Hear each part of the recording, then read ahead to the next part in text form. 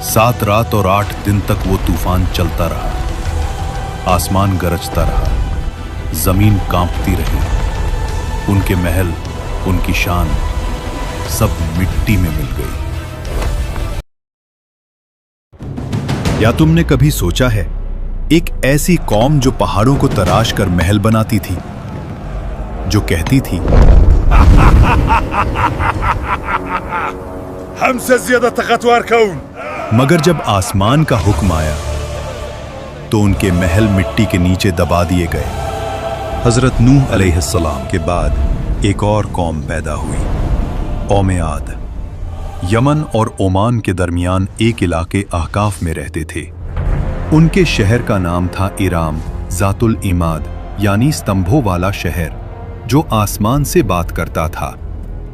उनके बदन पहाड़ों की तरह मजबूत, कद बादलों को छू लेते और उनका गुरूर आसमान को चीर देता था। वो कहते, हम ही जमीन के वारिस हैं और हमेशा रहेंगे। अखाफ की रेत में उनके शहरी इलाके दूर दूर तक फैले हुए थे। उनके घोड़ों के पांव से जमीन गूंजती थी। रात को उनके चिरागों की रोशनी दूर तक चमकती, गोया उनका शहर जमीन पर कोई ताज हो। और वे अपनी सभाओं और बैठकों में अक्सर एक ही बात कहते, हम जैसे लोग दोबारा कभी पैदा नहीं होंगे। उनके बच्चे भी छोटी उम्र में पत्थर उठाकर अपनी शक्ति दिखाते और बुजुर्ग गर्व से कहते, हमारे बच्चे भी पहाड़ों को झुकाने वाले हैं। आद के लोगों का एक और अजीब अकीदा था। वो समझते थे कि हवा उनकी गुलाम है। उनके जवान कभी वादी के दरमियान खड़े होकर दोनों हाथों को पहलाते और अपने आप से कहते,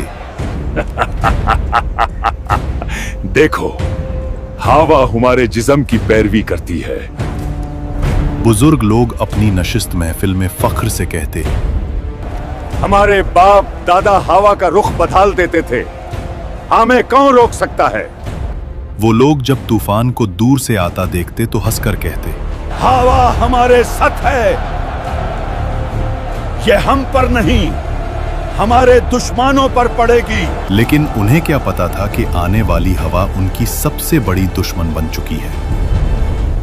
आद के लोग सिर्फ लंबे नहीं थे, उनकी जिस्मानी बनावट आम इंसान से कई गुना बड़ी थी।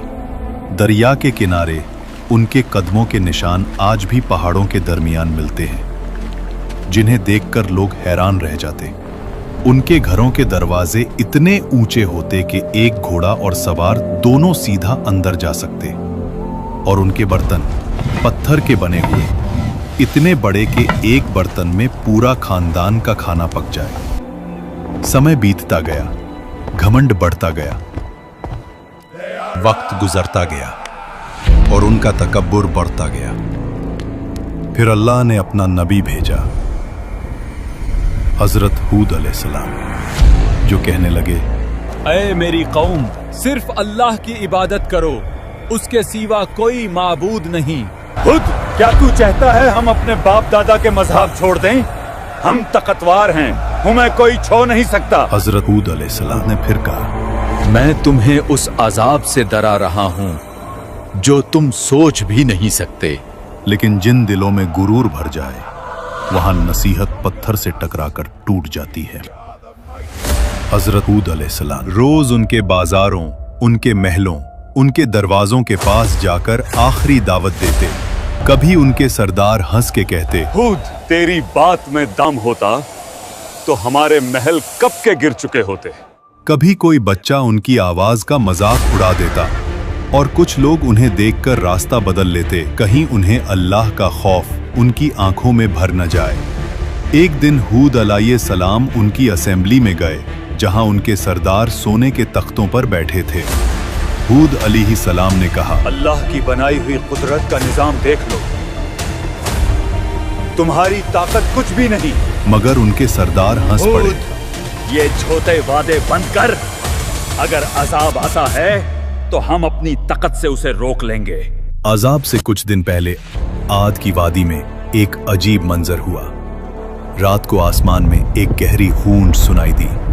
न बादल गरजा, न बिजली चमकी, मगर वादी में ऐसे लगा जैसे कोई दूर से पुकार रहा हो। आद के लोग इस आवाज को सुनते और आपस में कहते, यह तो पहाड़ों की आवाज है। हजरत हूद अलैहिस्सलाम जो कहने लगे, ये रहमत की पुकार नहीं, ये तंबे है। दूसरी रात जमीन हल्की सी हिली, मगर इतनी कम कि सिर्फ जानवर बेचैन हुए। देखो, इंसान हंस पड़े। ज़मीन भी हमारी ताकत से डरती है। उन्हें नहीं पता था ये जमीन का आखिरी एतराज था। फिर आया अल्लाह का फैसला। सबसे पहले उन पर कहत आया। 3 साल तक एक बूंद बारिश ना हुई। नदियां सूख गईं, बाग जल गए, जमीन पत्थर बन गई। लोग आसमान की तरफ देखते रहे, कब बारिश आएगी। लेकिन आसमान से जवाब आया, खामोशी। पहले साल उन्होंने कहा, ये तो मामूली सा मसला है, हम ताकतवर लोग हैं। दूसरे साल प्यास ने उनकी जुबानें सुखा दी।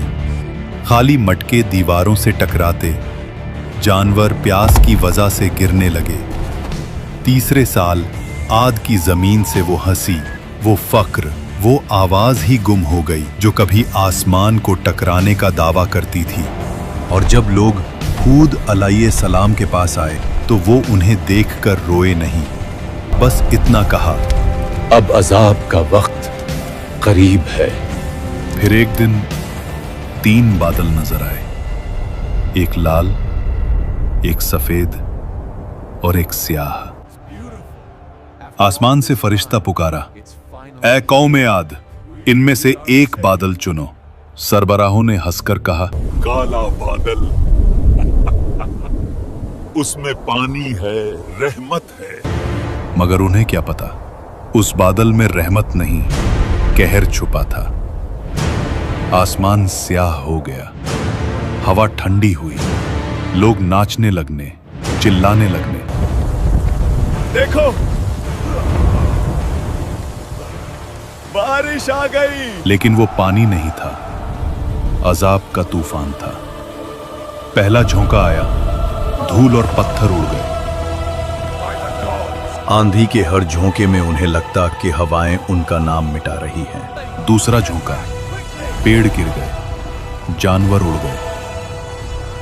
उनकी सारी मूर्तियां, उनका सारा फखर, उनके बाग, उनका शहर, सब हवा में बिखर रहा था। रात को लोग अपने बच्चों को बाहों में दबा लेते, मगर आंधी उनकी चीखों से ज्यादा तेज चलती। तीसरा झोंका, इंसान हवा में छिन्न गए। उनके महल्लात जो कभी सुतूनों पर आसमान से बात करते थे, अब रेत के नीचे गल गए। 7 रात और 8 दिन तक वो तूफान चलता रहा।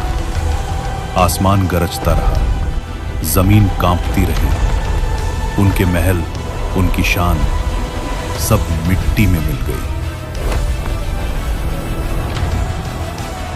अल्लाह ने कहा, और आद को तबाह किया गया सख्त गर्जदार आंधी से, जो 7 रात और 8 दिन तक उन पर मुसलसल चली।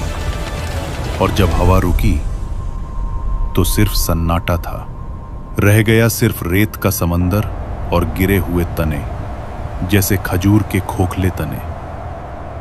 लेकिन उन चंद लोगों को जो हजरत हूद अलैहिस्सलाम के साथ ईमान लाए, अल्लाह ने बचा लिया। उन्हें पहाड़ों के एक गार में पनाह दी गई। और हजरत हूद अलैहिस्सलाम ने कहा, ऐ मेरे रब, तू सबसे ज्यादा रहम करने वाला है। हमें उन रास्तों पर कायम रख जो तेरी तरफ ले जाते हैं। हुद अलैहिस्सलाम जब वादी के ऊपर खड़े हुए तबाह शहर को देख रहे थे तो उनकी आंखों में आंसू भर आए। ये वो लोग थे जो कभी कहते थे, हमसे ज्यादा ताकतवर कौन? और अब उनकी जिंदा निशानी भी हवा में बिखर चुकी थी। हुद अलैहिस्सलाम ने कहा, तकब्बुर का अंजाम हमेशा तबाही है और अल्लाह की नाफरमानी हलाकत। आज भी अहकाफ्त की रेत के नीचे उनका शहर इराम दबा हुआ है, एक गवाही के तौर पर, जो कहती है ताकत और शान से नहीं, सिर्फ अल्लाह की इताअत से इज्जत मिलती है। अगर तुम्हें ये कुरानिक कहानी पसंद आई हो तो वीडियो को लाइक करो। कमेंट्स में लिखो तुम अगले एपिसोड में किस कौम की कहानी देखना चाहते हो, और चैनल को सब्सक्राइब करना मत भूलना। ये सिर्फ एक कहानी नहीं, एक हकीकत है जो हमेशा याद दिलाती है कि जब इंसान गुरूर करने लगता है और जुल्म और नाइंसाफी कायम करता है तो अल्लाह उसे मिटा देता है।